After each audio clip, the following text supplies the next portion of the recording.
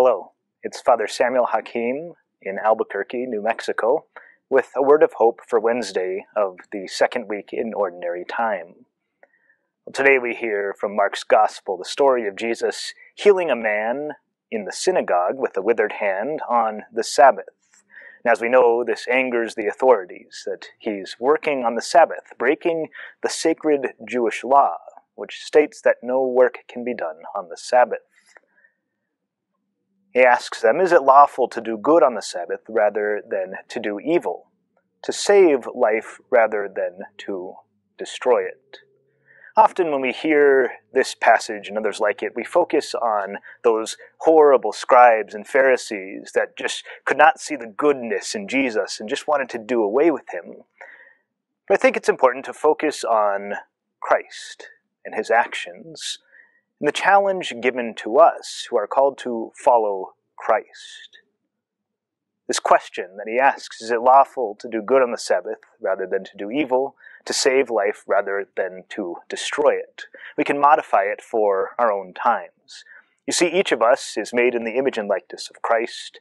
Through the gifts of the sacraments, especially the Eucharist, we become Jesus Christ here on earth. We are part of that mystical body of Christ. And as such, each of us has been given gifts to share. Gifts that are not for us, but rather for others. And so while we might not be concerned about breaking religious law anymore, how often in our own lives do we hide away these gifts? Do we not use them for the sake of others? Maybe we keep them to ourselves because we feel like we deserve these gifts, or that they're really for us and not for someone else.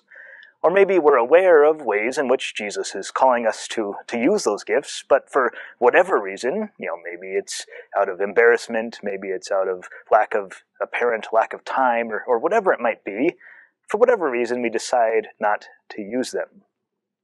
Well, this is breaking the real commandment of God, to love our neighbor as ourselves. And so, it's important that we're aware of the gifts that we have received from God. It's important that we're aware of the ways in which we're being asked to use these gifts. It's important to respond to that challenge affirmatively, recognizing that in using our gifts, we are the body of Christ, that we make Christ known to a world that needs him.